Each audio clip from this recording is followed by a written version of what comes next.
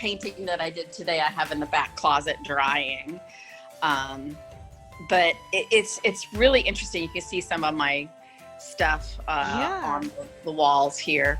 And then this, today I decided to hang a few. There's one, and I put a couple more up. Oh, this one looks like a face? Yes, this one right here I call Gaia. Because when it came out with, it almost looks like there's the snow caps there, and then there's water, and then there's the and then I did a dragon, like it's at the core of the center of the earth. And then this one that I did here came out really interesting too. And my theme of that one was chakra colors. So, you know, sometimes I pick an actual theme. Sometimes I'm experimenting with different techniques.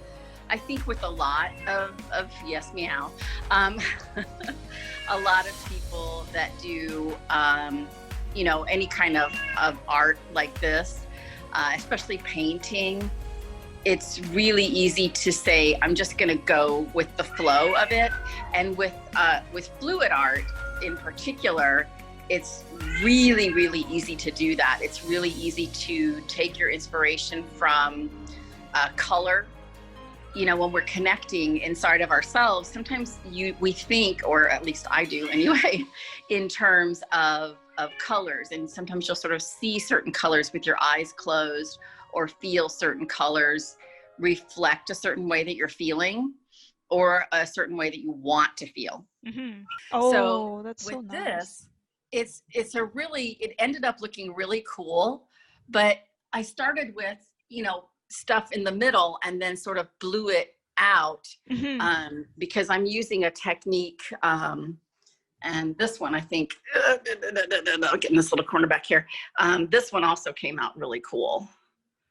Yeah, you can see a story out of it, like characters almost. And everybody who looks at it sees it differently. This one, you can tell a little bit more of the pattern, that it came from the center and then I blew it out in different ways. And sometimes I'll blow it with a hairdryer. And sometimes I use my mouth and literally blow on the painting. It's acrylic. It's all acrylic. I've been using all acrylic paints. And then, you know, and then then I went with some of these that say, you know, fluid art ready to pour. Because a lot of them I was taking, I use a product called Floetrol. Buy that on Amazon, or you can get that apparently at Home Depot, Lowe's, one of those types of stores. And I use that to thin the paints.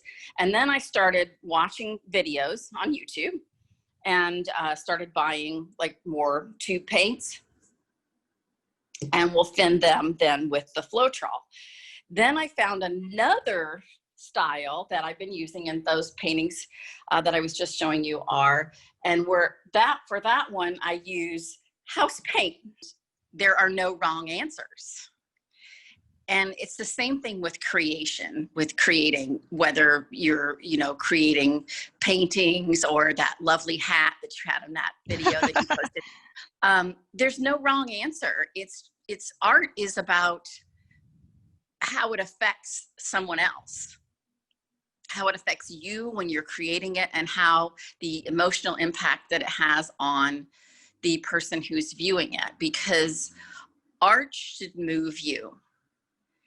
That's the purpose of art in my mind. And whether it's painted art, whether it's writing, whether it's a screenplay, movie, television program, it should have an emotional connection to you. Yeah, absolutely. And when it has that emotional connection, whether you're the creator or whether you are the person bringing the art into you by watching it or looking at it or reading it, it's valid either way. And I love how people, especially when it gets to writing and they're figuring out what's and you know, my paintings too, you can look at those and go, okay, what's that supposed to be? Whatever you want it to be, that's what it's supposed to be. And I found that this kind of abstract art is really great to inspire something inside you when you look at it. For me, the painting is very much an outlet. You know, for my quote unquote regular job, I'm not doing anything creative. I work in an office. I talk to people on the phone. And the thing that's somewhat challenging to people about fluid art, and I'll see if I can show you here, is it's very, not that, very messy. Oh, that's nice. That's my mess. I'm waiting for it to dry so it's easier to clean up. My last painting is my favorite painting. It's always like that. Yeah, that's understandable. But some of my favorite ones really are the ones that I showed you in here. I'm going to see if I can find this one here. And then I did this one the other day. Now I do some of them on what's called like a canvas panel. But this one turned out really cool. Wow. No, that's really impressive. For me, it's almost like this universe, or like I have several things going on at the same time when I look And then I love this one too. This one turned out really cool too. This one reminds me of dragon. Like, yes, I called this one Magenta Dragon. Yeah, dragon. And it's got these great, I have this great green that's called fairy wings that is in this, and I just love it. It's got a very Japanese feel to it. I love it. No, absolutely. This one back here. This one scares me personally. This one I call Rebirth. It's obviously by that title sort of inspired by a phoenix rising. I did this one in July, sort of inspired by the resurgence of the Black Lives Matter movement and all of the stuff that was going on in the nation, and specifically here in my town in Portland, Oregon. Because there was a lot of protests, a lot of unrest, and that energy is where that painting came from. A mess is upcycled. The mess is, yeah, exactly. So I just took the blank one and then just put it face down in the mess, and that's how I created those other tiles.